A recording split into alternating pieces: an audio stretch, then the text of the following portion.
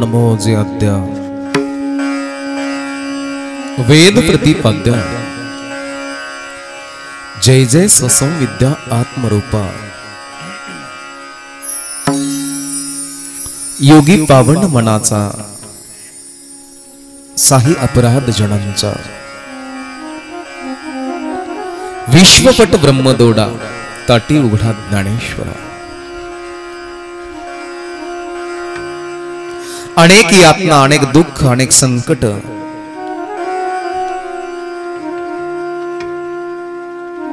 अनेक विषयांना सामोरं जात विठ्ठलपंत कुलकर्णी रुक्मिणी माता यांचे चारही मुलं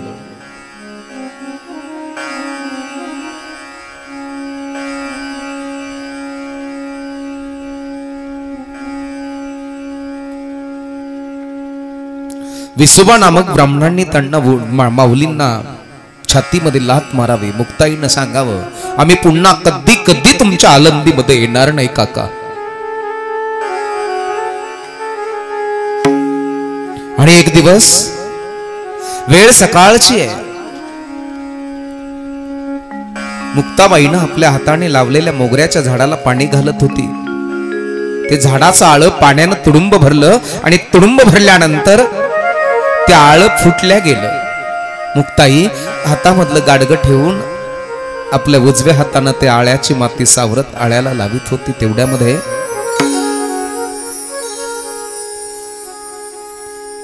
पांढरे शुभ्र वस्त्र परिधान केलेला एक व्यक्ती, एक साधू, हातामध्ये चिमटा, पायामध्ये खडावा घातलेल्या, खांद्यापर्यंत कुरळे केस आहेत, सरळ नासिका, धनुष्याच्या बाणाच्या आकाराच्या भोवया, आणि त्याने हाक मारली, मुक्ते.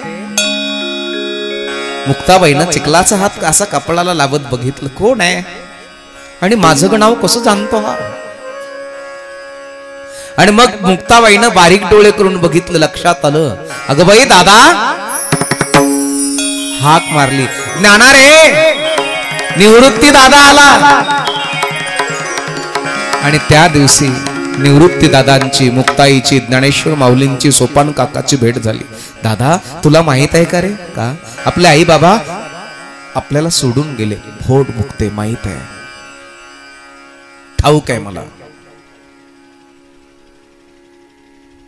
आपली कथा ज्यावेळेस मुक्ताबाईनं ज्ञानदादाला आणि सोपान काकाला भिक्षा मागण्याकरता पाठवलं होतं आळंदीमध्ये, आळंदीकरणे भिक्षा नाही पण लाता घातल्या माऊलींना आणि अपशब्द मुखातून बोलले, त्याच वेळेस माऊलीनं ताटी लावून घेतली देहाची.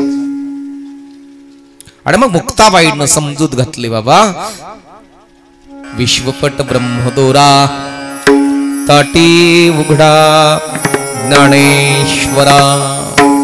देहाची ताटी लावली होती ती उघडली. आणि त्या दिवशी रात्री निवृत्ती दादा, सोपान काका, मुक्ताबाई, ज्ञान दादा बसलेले असताना आपल्या कुटियामध्ये बसलेले असताना ज्ञान दादा, अरे आई वडिलांनी तर हे प्रायचित्त घेतलंच, आई वडिलांना तर त्रास भोगावाच लागला, पण त्या त्रासाचा किंवा आपल्या आई वडिलांनी देहांत प्रायचित्त केलंय, त्याचा फायदा आपल्याला काय. आपल्याला सुद्धा समाज लाता मारतो. आपण कुठपर्यंत असं कितपत जगायचं, कुठपर्यंत असं राहायचंय, कुठपर्यंत हा अन्याय सहन करायचा. आपली मुंज झाली पाहिजे दादा. आपल्याला समाजामध्ये व्यवस्थितरित्या जगता यावं, हे असं काहीतरी केलं पाहिजे दादा.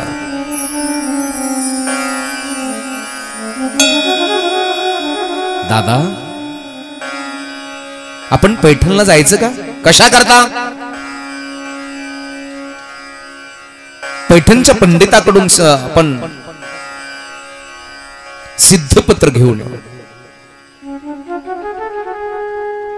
आपली भुंज व्हावी, आणि ते कोण आपल्याला पत्र देणार. असंच एकदा निवृत्ती दादा आपल्या आईला म्हणाले होते, ते कोण आम्हाला शुद्ध करणार शुद्धीपत्र देऊन. आपण मुळातच शुद्ध आहोत. ज्ञानाला सांगावं लागत नाही मी ज्ञानी आहोत म्हणून. आपण मुळातच शुद्ध आहोत. आपल्याला काय करायचं शुद्धीपत्रीचं, परंतु नाही, समाजाने रूढ परंपरा घालून दिली दादा. त्या रूढेला, त्या परंपरेला आपण जागलं पाहिजे, जाणलं पाहिजे. आपण एकदा पैठणला जाऊ ना, पैठणकडून शुद्धीपत्र आणू, आणि शुद्धीपत्र आणण्याकरता आपल्याला जावंच लागेल. आणि त्याच वेळेस पैठणला निघण्याची तयारी. पुन्हा पैठण. वडिलांनी पुन्हा पैठण केलं, वडिलांनी पैठण केलं, आता मुलं सुद्धा पुन्हा पैठणला.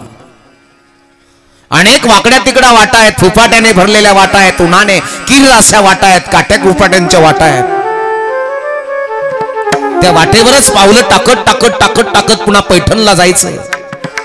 भयानक वाटा आहे, उष्णतेने भरलेल्या वाटा आहे, भीतीदायक वाटा आहे. पायाला पानं बांधून चालण्याचा प्रवास त्यांचा चालू झाला. मजल दर मजल करीत उपवासी पोटी पैठणकडे निघालेले चारी भावंड लाल पिवल्या तोंडानं. ऊन म्हणतंय मी, डोक्यातनं घामाच्या धारा चाललेल्या आहेत, कपड्याचे गाठोडे बारोबर आहेत. असं बरंच अंतर चालत चालत चालत चालत गोदावरी दिसायला लागली लांबून. पाणी चमकायला लागलं. जसजशी गोदावरी जवळ येऊ लागली तसतसं उरामध्ये आनंद होऊ लागला. अतिशय घनदाट आणि किर्र झाडी. त्या झाडीतून कुठंतरी पक्ष्यांचा चिवाळ ऐकू यायचा, कुठंतरी पक्ष्यांचा किलबिलाट ऐकू यायचा. कधी ऊन असायचं तर कधी सावली असायची. त्या ऊन सावल्याच्या खेळामध्ये हे चारही लेकर आपले पाय तुडवत चाललेले आहेत, वाटा तुडवत चाललेले आहेत. समाजासमोर कसं जावं, कारण की वय 10, एकाचं वय 10, एकाचं वय 8, एकाचे वय 6, एकाचं वय 4, 2-2 वर्षाचा अंतर आहे. 10व्या वर्षातच प्रौढ वयाची विचार प्रणाली निवृत्ती दादांच्या जीवनामध्ये होती. संपूर्ण उचलावं लागलं बाबा, कारण की सुख आणि दुःख समोर आलेले जे दुःख आहे त्याला पचण्याची ताकद त्यांच्या जीवनामध्ये आत्ताच येऊन गेली होती. समाजाबरोबर कसं राहावं, समाजाबरोबर कसं जगावं, समाजाच्या रूढी, समाजाच्या परंपरा समाजाने त्यांना व्यवस्थितरित्या समाजामध्ये जगू दिलं नाही. पण समाजाबद्दल असलेली आस्था, समाजाबद्दल असलेली ज्ञान हे माऊलींच्या, निवृत्ती दादांच्या, सोपान काकाच्या चांगल्याच परिचयाचं झालं होतं. अरे ज्या वयामध्ये खेळायचं वय असतं त्या वयामध्ये अख्खी जबाबदारी स्वीकारायची होती. विश्वाची चिंता होती, विश्वाची, स्वतःची नव्हती, विश्वाची चिंता होती, विश्वाची. आणि विश्वाची चिंता करणारे थोडेच असतात. हे विश्वाची माझे घर बाबा, विश्वाला घर मानणारे माऊली मजल दर मजल करीत आपल्या तिन्ही भावंडाबरोबर पैठण क्षेत्रामध्ये जातात. गोदावरीचं पात्र एकमेकांचा हात देत, एकामेकांना साथ देत सावरलं. पलीकड पहिल्या तीराला गेले. निवृत्ती दादाने उपर्ण बदललं. ज्ञानदादा, निवृत्ती दादाने झाडाच्या पाठीमागे जाऊन आपल्या लुंग्या बदलल्या. सोपान काकाला थंडी वाजून आली, गहिवरून आलं. सोपान काकाचं संपूर्ण अंग मुक्ताबाईनं आपल्या परकरांनी पुसलं आणि सोपानालाही पंचा दिला. सोपानाचाही पंचा सोपानाने बदलला. आपल्या तिन्ही भावाचे पंचे गोदावरीच्या पात्रामध्ये पिळले. हे मुक्ताईनं, ज्ञानदादाने त्याचं गाठोडं बांधलं आणि गाठोडं बांधल्यानंतर निवृत्तीनं नाही आपल्या बगलेमध्ये घेतलं. आता पैठण क्षेत्र लांबूनच बघितलं. दक्षिण काशी पैठण क्षेत्र. त्या पैठण गावामध्ये घुसले. काही फडकेवाडे होते. मंदिराची सुबकता त्या ठिकाणी झळकत होती. काहींचे घर, काहींचे कौलांचे घर, काहींचे चप्र, काहींचे वाडे असं मागं टाकत टाकत टाकत टाकत ब्राह्मणांच्या अशी अतिशय सुबेदा मस्त सुबक गल्लीतून जात होते. रेखीव घर होते. अतिशय व्यवस्थित प्रसन्नता त्या ठिकाणी होते. आणि तीही गल्ली पाठीमागं टाकले. एक भल्या मोठ्या वाड्यासमोर ते आले. येऊन उभा राहिले. वाटलं वाड्यात जावं, विचारपूस करावी म्हणून निवृत्ती दादा वाड्याच्या कवाडाच्या आतमधून जाणार. तेवढ्यामध्ये ज्ञानदादाने हात पकडला. अरे निवृत्ती, कोणाचा वाडा आहे, कोणास ठाऊक, का जातोस? अरे पण विचारपूस तर केली पाहिजे ना. आपलं पैठण हे अनोळखी आहे. कुणाकडे जावं, कसं जावं? ठीक आहे. त्या भल्या मोठ्या वाड्याच्या कवाडातून आतमध्ये प्रवेश केला. जसा राजवाड्याच्या दारातून आतमध्ये प्रवेश करावा तसं त्या वाड्यामध्ये प्रवेश केला. अतिशय स्वच्छ वाडा आहे. पाठीमाग वसरी आहे. उजव्या बाजूला गावरान गाईचा गोठा आहे. 2 गावरान गाया त्याच्यात आहे. वाड्याच्या एका बाजूला तुरीची डाळ वारू घातली होती आणि त्या तुळीच्या डाळीवरती असा मंद सूर्याचा प्रकाश पडला होता आणि त्या सूर्याच्या प्रकाशामध्ये ती चमकत होती. भिजवलेली डाळ होती. तुरीची डाळ त्या ठिकाणी वाळत होती आणि त्या तुरीचं डाळीचं राखण करणारी एक वृद्ध ब्राह्मणीन त्या ठिकाणी बसली होती. एक म्हातारी तिथं बसली होती. अतिशय गोरी पान आहे. चेहऱ्यावरती वृद्ध झालेल्या खुणा आहेत. चेहऱ्यावरती आड्या आहेत. अतिशय स्वच्छ आणि सुंदर डोळे. पाठीमागे असा बुचुडा बांधलेला आहे. ती म्हातारी वाड्यात शिरलेलं तिला कोणतरी जाणलं आणि तिनं तिथूनच आवाज दिला, कोण आहे, कोण शिरलं वाड्यात? तिथूनच आवाज दिला. ते चारही भाव असे उभे होते, अंग आपलं चोरून घेतलं. आम्ही आहोत. कोण तुम्ही? वाटसरू आहोत. निवृत्ती दादाने सांगितलं, वाटसरू काय काम आहे? आजीबाई काय?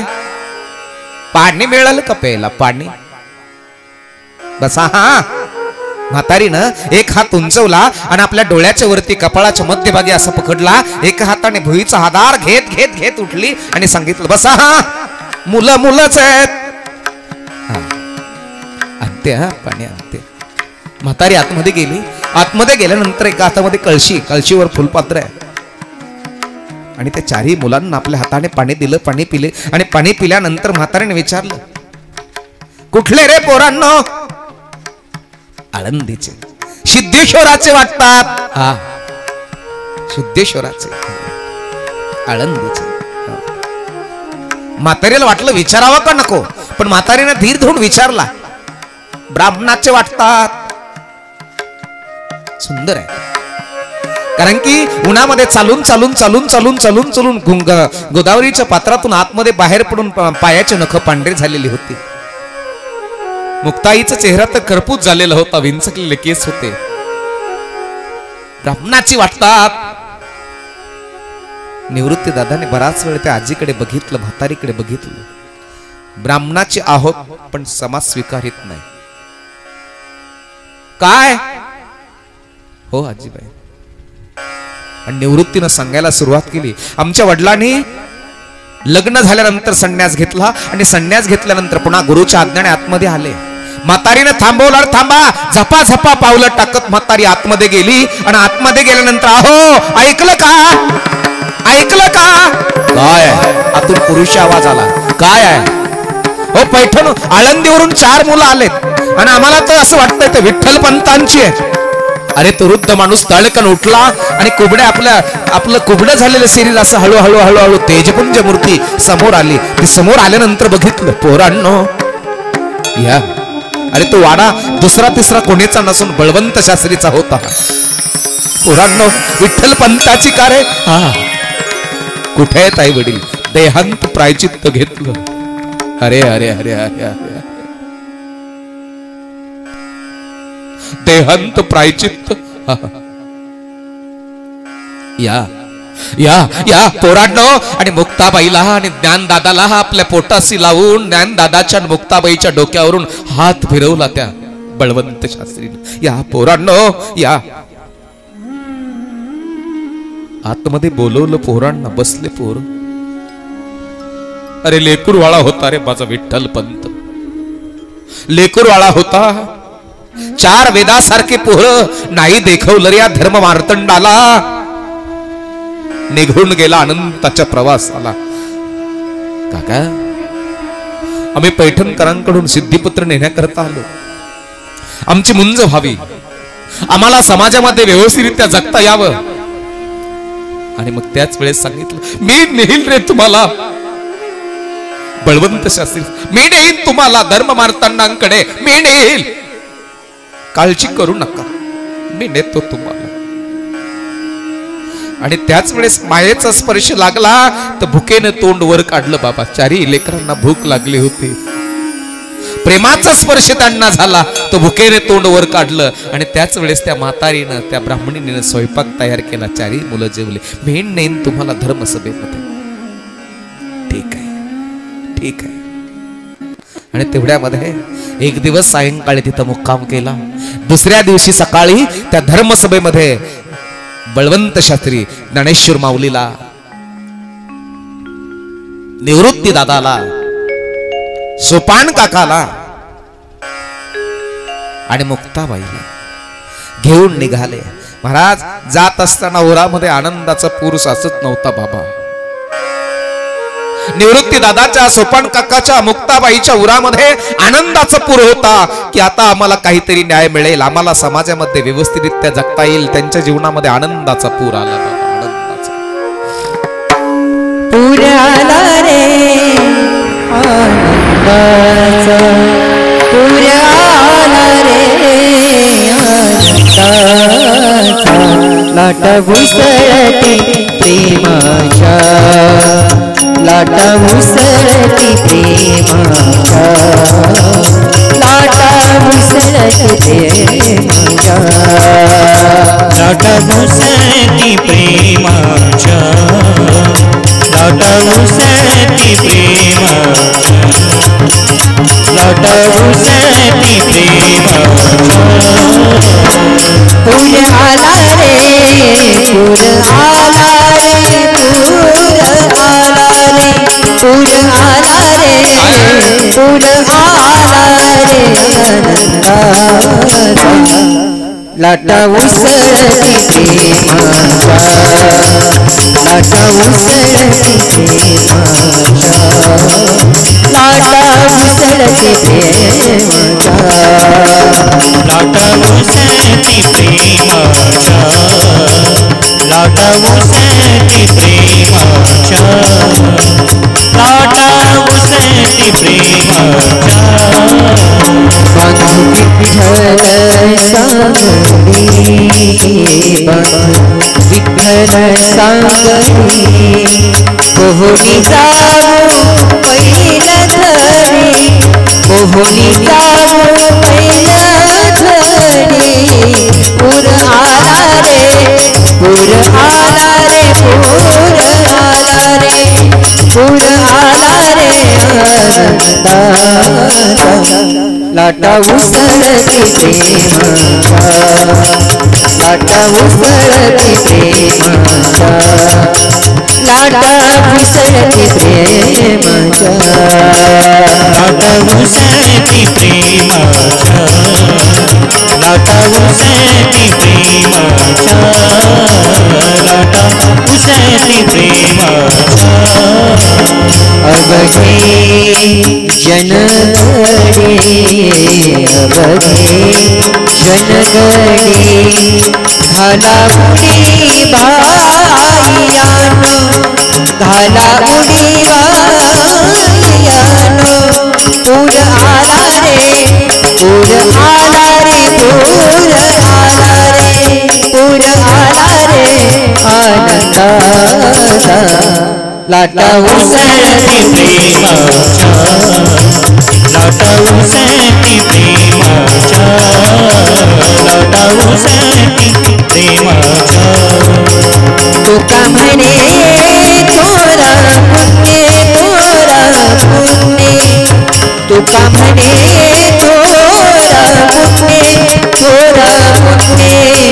ओघ आला तेरे, ओघ आला तेरे. पूर आला रे, पूर आला रे, पूर आला रे, पूर आला रे, आनंदाचा लाटा उसळती प्रेमाच्या, लाटा उसळती प्रेमाच्या, लाटा उसळती प्रेमाच्या. उसळती प्रेमाच्या. उरामध्ये आनंदाचा पूर, आनंदाला पारावार राहणार नाही. आमची मुंज होणार, आम्हाला समाजामध्ये व्यवस्थितरित्या जगता येणार. आनंदी आनंद आहे. आणि तेवढ्यामध्ये धर्मसभा त्या ठिकाणी भरलेली होती. त्या धर्मसभेमध्ये जातात निवृत्ती दादा, सोपान काका, ज्ञान दादा, मुक्ताबाई. आणि धर्मसभेमध्ये गेल्यानंतर बळवंत शास्त्रीने सांगितलं,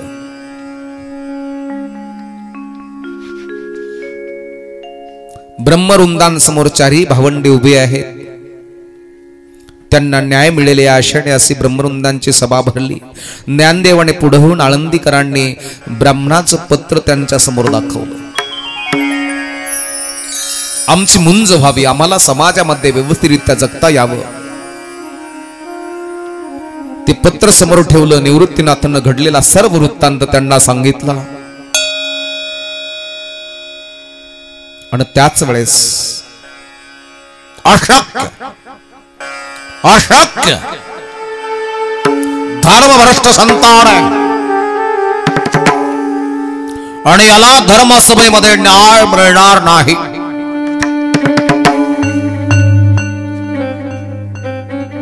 संन्यासाचे पोर आहेत. निवृत्त ज्ञानदात आम्ही काय केलं पाहिजे? बस देवाचं नामस्मरण करावं, मुंज होणार नाही, लग्न सुद्धा करायचं नाही.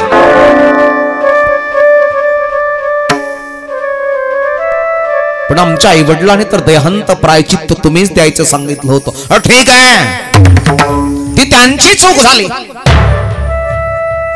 काय त्यांची चूक? हो, कारण की संन्यास घेतल्यानंतर पुन्हा विठ्ठलपंत कुलकर्णी प्रपंचामध्ये आला आणि त्यांच्या पोटी तुम्ही जन्माला आलात. त्यांच्या चुकीचं प्रायचित्त त्यांनी घेतलं.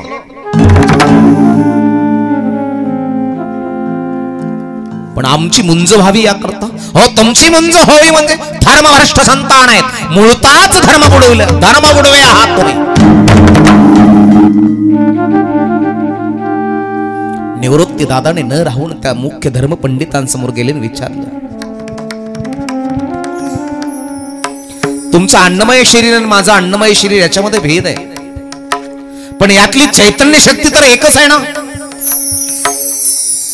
अरे पण वाद घालायला नाही आला असतो.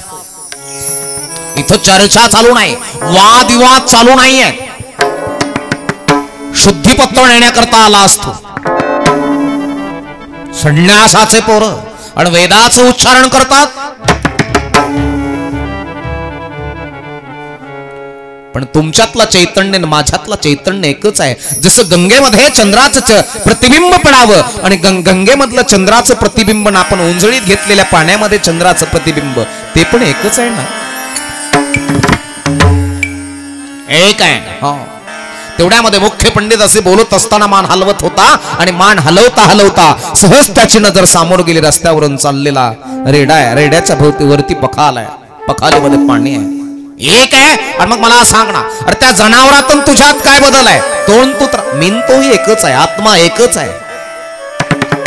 सर्वा घटी पूर्ण एकड आणले, सर्वाच्या ठिकाणी तोच आहे. मौली फार सुंदर. अरे सर्वाच्या ठिकाणी तो सुंदर आहे. सर्वा घटी राम, सर्व घटी राम देह देही एक सूर्य प्रकाश सहस्र रश्मी. सर्व घटी राम देह देही एक सूर्य प्रकाश सहस्र रश्मी. सर्व घटी राम देह देही एक सूर्य प्रकाश सहस्र रश्मी. सर्व घटी राम देह देही एक सूर्य प्रकाश सहस्र रश्मी. सर्व घटी राम देह देही एक सूर्य प्रकाश सहस्र रश्मी. सर्व घटी राम देह देही एक सूर्य प्रकाश सहस्र रश्मी. सर्व घटी राम देह देही एक सूर्य प्रकाश सहस्र रश्मी. सर्व घटी राम देह देही एक सूर्य प्रकाश सहस्र रश्मी. सूर्य प्रकाश सहस्र रश्मी. सूर्य प्रकाश सहस्र रश्मी. हरिमुखे मन पुण्याची गणना कोण करे? हरिमुखे मन पुण्याची गणना कोण करे? सूर्य प्रकाशक सहस्र रश्मी. सूर्य प्रकाशक सहस्र रश्मी. हरिमुखे मन पुण्याची गणना कोण करे? हरिमुखे मन पुण्याची गणना कोण करे?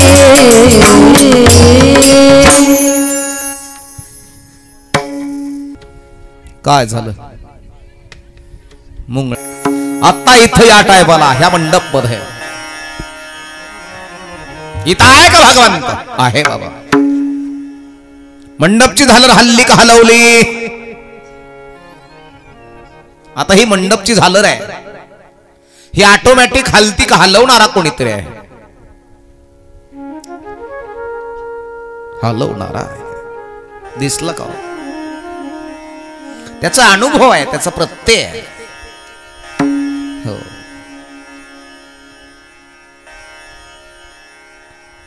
फुलं दिसतायत का? सुगंध दिसतोय काय फुलं तेवढ्यामध्ये का ब्राह्मणाने असं मोठं पगडीचं डोकं हलवत हलवत हलवत हलवत हा मग त्याला 2 शिंग आहेत त्याला 4 पाय आहेत मग तुला आहे का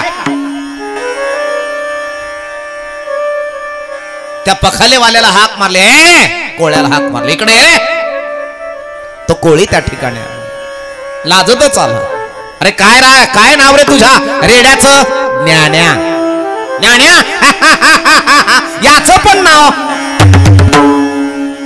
ज्ञानदेव आहे म्हणे ज्ञानदेव याचं नाव ज्ञानदेव आहे याचं नाव ज्ञान्या हो मग तुझ्यात आणि त्याच्यात काय मारे त्याच्या पाठीवर फटके महाराज त्याच्या अंगावरची पखाल काढली पकाट काढल्यानंतर त्या कोळ्यानं सान सान सान सान 3 फटके मारले अरे त्या रेड्याच्या अंगावर तर वळ उठलेच लागलं का तुला आता कळलं का त्याच्या पाठीवरती ओळ आहेत मग तुझ्या अरे माऊलीनं असा शर्ट वर केला बंडी वर केली उपरनं बाजूला काढलं दाखवलं तर माऊलीच्याही पाठीवर 3 ओळ होत आश्चर्य आश्चर्य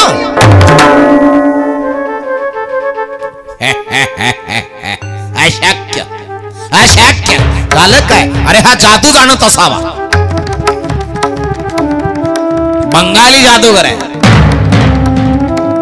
त्याला मारलं तुझ्या पाठीवर तुला जादू येत असावी तरी भगवंत कळले नाही बाबा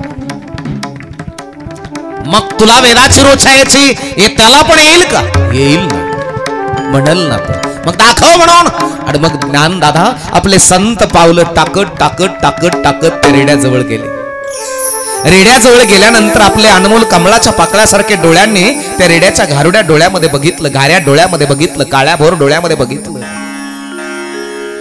आपला कोमल हात माऊलींना उजवा त्या रेड्याच्या डोक्यावर ठेवला अतिशय खोल खोल खोल असं खोल बघितलं आत्मज्ञानाची प्रचिती येऊपर्यंत आत्मज्ञान होऊपर्यंत त्या रेड्याला सुद्धा माऊलीच्या स्पर्शेने नजरेनं आत्मज्ञानाची प्रचिती प्राप्त झाली आत्मज्ञान आणि माऊली तो म्हणाल का एखादी वेदातली रुचा म्हणाल आणि माऊलीनं वेदातली रुचा ओम भूर्भुवस्वः तत्सवितुर्वरेण्यं भर्गो देवस्य धीमहि धियो यो न प्रचोदयात लांब सडक असलेली त्या हेल्याची जीभ रेड्याची जीभ आखूड झाली माणसाप्रमाणे माऊलीनं मस्तकावरती हात ठेवला होता अनेक डोळ्यात अनेक अनेक अनेक खोल बघत गेले होते आणि मग त्याच वेळेस त्या रेड्यानं आपली आखूड जिभीनं सुरुवात केली ओम भूर्भुवस्वः तत्सवितुर्वरेण्यं भर्गो देवस्य धीमहि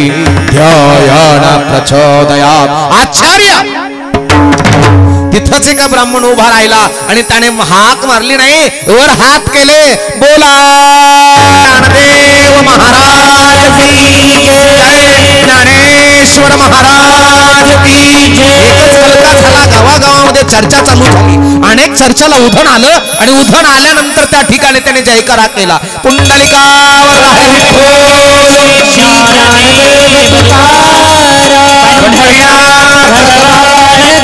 माऊली ज्ञानेश्वर महाराज की काहींचे डोळे मोठाले झाले आणि डोळे मोठाले करूनच बघायला लागले जसं रामायणामध्ये कदंब राक्षसाचा बघा आपल्या समोर प्रसंग आला होता एकच डोळा होता मोठा तसे डोळेच डोळे त्या धर्मसभेमध्ये होते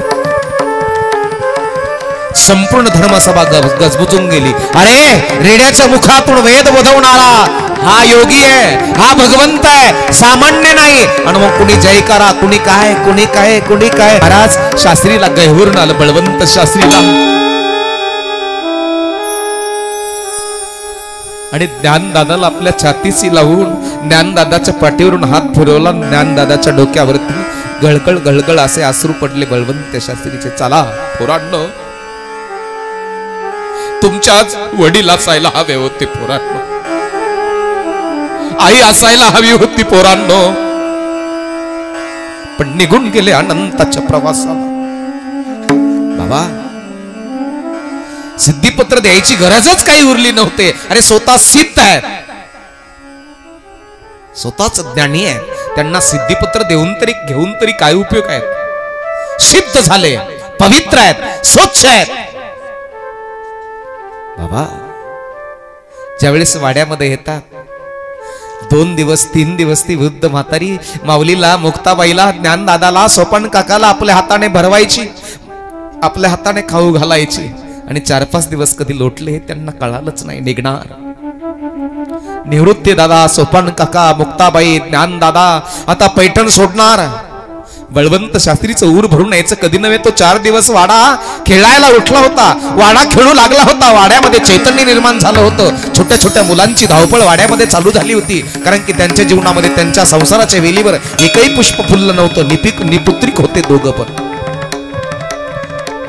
म्हातारीला वाटायचं स्वयंपाक करत असताना ती कधी मुलांकडे वळून नव्हती बघत. मुलांकडे बघावं तर रडू येईल म्हणून स्वयंपाक करत असताना चूल पेटली असेल ना, ढांढाण ढांढाण जाळ चालू होता चुलीमध्ये. पोळपाट बेलनं बाजूला ठेवायची, एक गुडघा वर केलेला असायचा, त्या गुडघ्यावरती आपली हाडवटी ठेवायची आणि त्या जाळाकडे निरागसपणे बघत राहायची. का? अरे ज्ञान दादा, निवृत्ती दादा, सोपान काका, मुक्ताबाई हा वाडा सोडून जाणार आहे. ती कधी कधी बळवंत शास्त्री अहो काय म्हणणार ना, काय राहा म्हणावं इथंच. पोरांना म्हणणार नका जाऊ कुठंच, असू द्या, हा वाडा तुमचाच आहे. पण बळवंत शास्त्रीची सुद्धा हिंमत होत नव्हती. मग बळवंत शास्त्रींना बोलावं असं वाटायचं, इथंच राहा, नका जाऊ कुठं.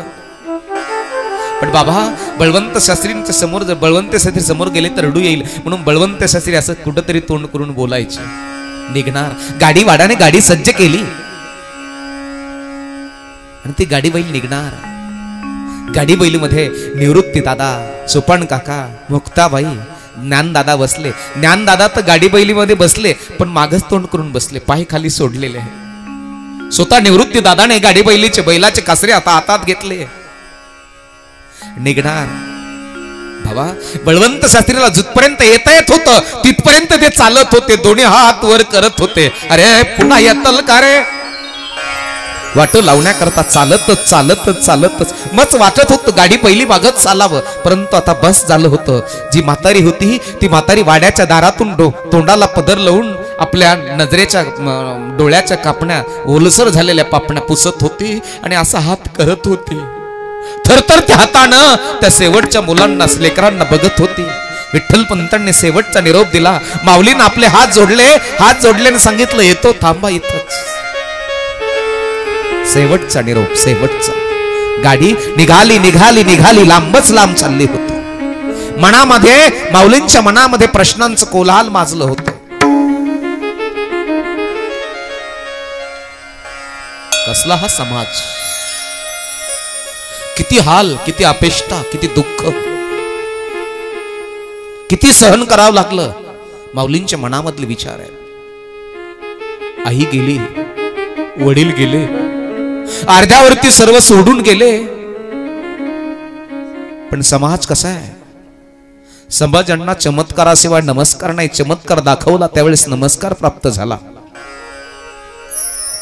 एवढ्या यातना, एवढे दुःख, एवढे कष्ट हे सहन करत असताना आज चमत्काराशिवाय नमस्कार नाही असा मनामध्ये विषय चालू होता. पण काय उपयोग आहे समाजामध्ये राहून? असं राहावं तर कशा करता राहावं? निघून गेलेलं बरं. हवा आईची आठवण आली, वडिलाची आठवण आली, आलेला हुंदका आणि हुंदका आला तसाच रडायला लागला माऊली. निवृत्ती दादा गाडी चालवत होते. निवृत्ती दादाने मागे वळून बघितलं. अगदीशय खडखड वाजणाऱ्या गाडीत स्पष्टपणे तो हुंदका ऐकू आला. मुक्ते कोण ग? अरे मी नाही दादा. कोण? ज्ञान दादा रडतोय. आतापर्यंत मुका होता, आता रडायला लागला. निवृत्ती दादाने गाडीची कासरे ओढले, गाडी थांबल्या गेली. का रडतोस दादा, का रडतोस? ज्ञान दादाने गाडीतून खाली उडीच मारली. बाजूला मोठा दगड होता, त्या दगडावर गेला, बसला आणि बसल्यानंतर आपल्या हाताने तोंड झाकलं, डसडसा रडू लागला ज्ञान दादा. अरे का दादा, आपली मुंज व्हावी, आपल्याला समाजामध्ये व्यवस्थितरित्या जगता यावं. याकरता आपले आई वडील आपल्याला सोडून गेले ना रे दादा. समाजाने स्वीकारावं याकरता एवढा मोठा अट्टाहास कशा करता? नाही राहावंच वाटत जगामध्ये. निवृत्ती गाडी बैलामध्येच होता, हातामध्ये बैलाचे कासरे होते. नाना अजून तुला फार मोठं कार्य करायचं. ज्ञाना कवी आहेस तू, उपजताच ज्ञानी आहेस तू. तुझ्या मुखातून निघणाऱ्या शब्दाला भगवान गोपाल कृष्णाच्या बासरीचे सूर आहेत रे. तुझा जन्म कृष्णाष्टमीचा हे सांगत असताना माऊलीला गहिवरून येत होत आणि माऊलीला क्षणार्धात असं वाचलं, संपूर्ण शरीरावर रोमांच उभा राहिले, नेत्रातून घळघळ घळघळ घळघळ असं पाणी येत होतं. परंतु आता आनंदाश्रू होऊ लागले आणि तेवढ्यामध्ये ते गाडी बैलाचे चाक त्या ज्ञानेश्वर माऊलीला रथाच्या चाकावणी वाटायला लागलं आणि हातामध्ये कासरा घेतलेला तो निवृत्ती साक्षात गोपाल कृष्ण दिसायला लागला. ऊर भरून आलं, कंठ दाटून आला आणि त्याच वेळेस ज्ञानेश्वर माऊली पुन्हा नव चैतन्याने उठले. बस धर्माचं कार्य करायचं. धर्मावर ग्लानी आली, निवृत्ती दादा सांगायचे, धर्मावरती आले झालेले हे जुने वस्त्र तुला बाजूला काढावं लागलं. ज्ञाना तुला या बहुजन समाजाला कळेल असे गीता पुन्हा सांगावं लागेल. ज्ञाना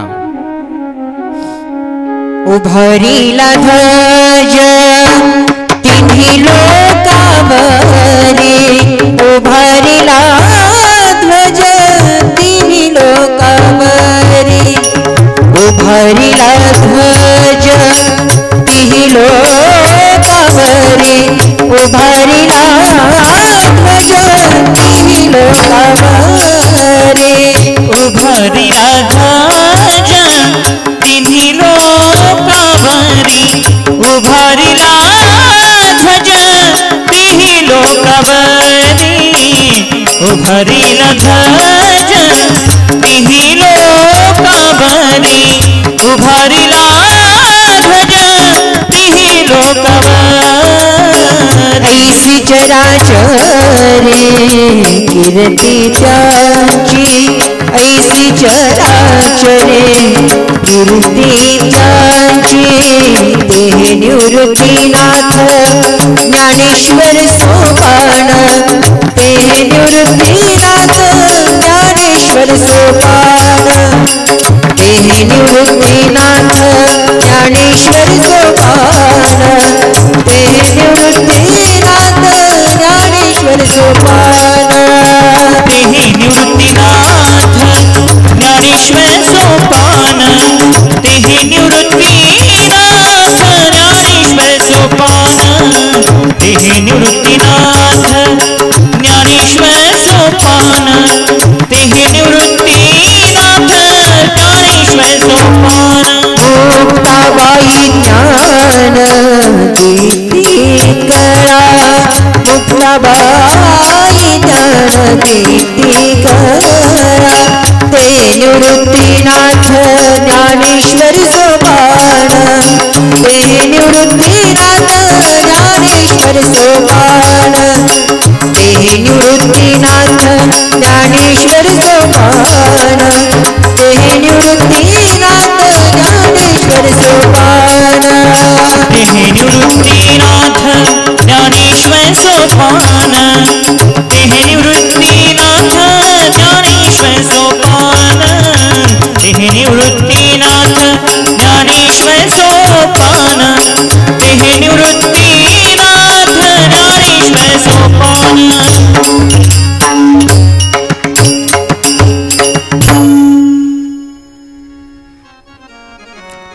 निवृत्ती दादानं ज्ञान दादाला सांग होतं, ज्ञाना मुका राहू नकोस, नवा धर्म सांग. एवढं बैल गाडी वाहनाच्या हातामध्ये गाडी दिली, कासरे दिली आणि सांगितलं, दादा आता तुम्ही जा, सांगा बळवंत शास्त्रीला का त्यांनी गाडी पाठीमागं पाठवून दिली म्हणावं. गाडीवान गाडीनं पाठीमागं वळवली आणि गेली गेली गेली, गाडी दिसेनाशी झाली, गाडी निघून गेली. पुन्हा निर्णय ठरला बाबा, पुन्हा पैठण, पुन्हा पैठण. उचलले बाचके बोचके उचलले, पुन्हा निवृत्ती. ज्ञानदेव, सोपान, मुक्ताबाई पुन्हा पैठणला निघाले.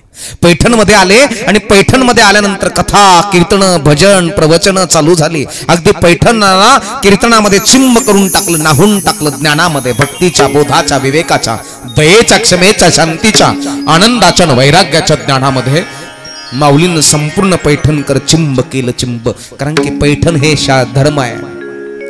पैठणामध्ये धर्मसभा आहे. पैठणमध्ये बाबा तू जर नवा धर्म स्थापन केला तर तुझं नाम होईल ज्ञाना. काही दिवस इथंच थांबू. पैठणमध्ये थांबले. पैठणकरांना अतिशय आनंदाला पारावार नाही. ज्ञान आहे, ज्ञान. पैठणमध्ये ज्ञानाची गंगा वाहते. अरे अनेक जण माऊलीचं कथा, कीर्तन, प्रवचन, भजन ऐकण्याकरता येत होते. रोज नवीन विषय. कधी ऐकलं ते ऐकायला भेटत होतं, कधी पाहिलं नाही ते पाहायला भेटत होतं. असं संपूर्ण ज्ञान. पैठणकर चिंब झाले. चिंब ज्ञानामध्ये अतिशय नाहून निघाली. भक्तिरसामध्ये आनंदाला पारावार नाही. आणि मग त्या ठिकाणी पैठणचं कार्य संपलं. पुन्हा आता ज्या भागची, ज्या ठिकाणी माऊली येणार आहेत, ज्या ठिकाणची आपण वाट बघतो, अशा ठिकाणी माऊलीनं येण्याकरता प्रारंभ केला. पैठण सोडलं. प्रवरेच्या काठावरती बसलेलं अतिशय सुंदर शहर. त्या वडाच्या झाडावरती देवाने पक्षीचा रूप घेऊन पूजन करावं. तामणामध्ये पाणी घेतल्यानंतर तामणामध्ये संपूर्ण विठ्ठल, रुक्मिणी, पार्वती, रंगनाथ हे संपूर्ण देव टाकल्यानंतर जसं भासतं तसं भासावं ते गाव. सूर्याने आपली भगवी छटा या गावावरती सोडल्यानंतर अतिशय सुरेख दिसावं,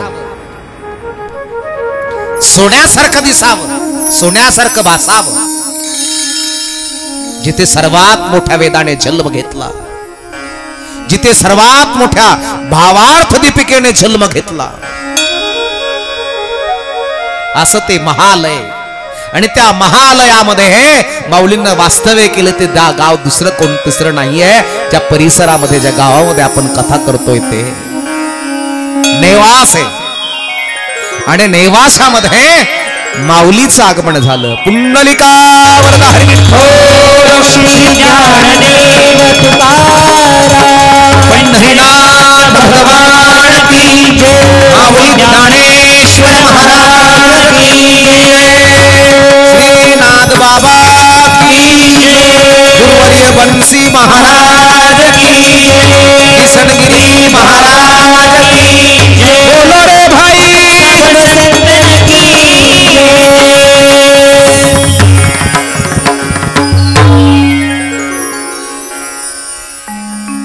नेवाशा या गावी माऊलींचं आगमन. महालयामध्ये राहा असावं. मोहनी राजाचं मंदिर आहे, त्या मोहनी राजाचं दर्शन घ्यावं. महालय आपण ज्या ठिकाणी आता ज्ञानेश्वराचं मंदिर आहे ते महादेवाचं. बरं पूर्वीच महादेव तिथं असायचे. त्या महादेवाच्या महालयामध्ये असावं. सकाळीच उठावं, स्नान करावं, ब्रह्म मुहूर्तावर मोहनी राजाचं दर्शन घ्यावं आणि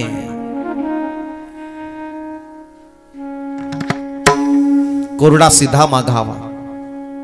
साधना करावी. मोठमोठाले वडाचे झाड त्या परिसरामध्ये भरपूर होते बाबा. आता वड राहिले नाही. भरपूर मोठाले वडाचे झाड. आणि त्या महालयाच्या परिसरामध्ये, वडाच्या परिसरामध्ये साधना करावी, ध्यान करावं, धारणा करावी.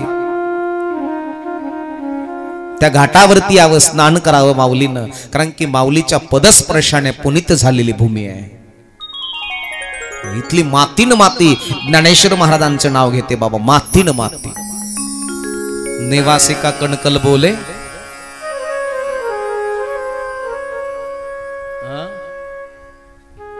नेवाशाचा कणकण बोले. क्या बोले? हाँ, ज्ञानेश्वर माऊली. नेवाशाचं कणकण म्हणताय ज्ञानेश्वर माऊली. महाराज कसं आहे? ज्ञानोबा माऊली, माऊली तुकाराम. ज्ञानोबा माऊली, माऊली तुकाराम. ज्ञानोबा माऊली,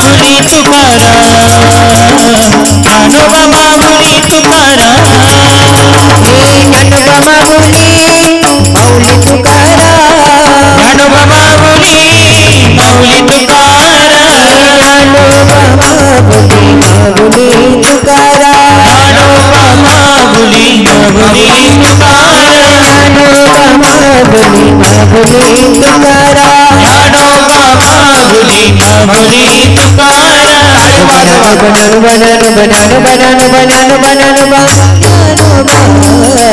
बन्यानो बन्यानो बन्यानो बन्यानो बन्यानो बन्यानो बन्यानो ज्ञानोबा बनानु बनानु बनानु बनानु बनानु बनानु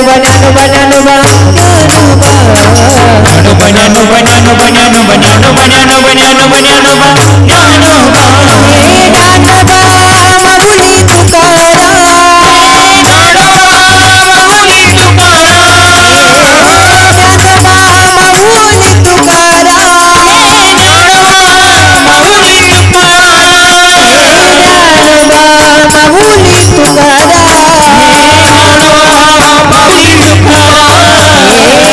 ज्ञानोबा माऊली तुकाराम ज्ञानोबा माऊली तुकाराम ज्ञानोबा माऊली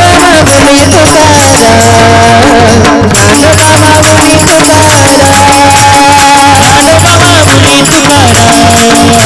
माऊली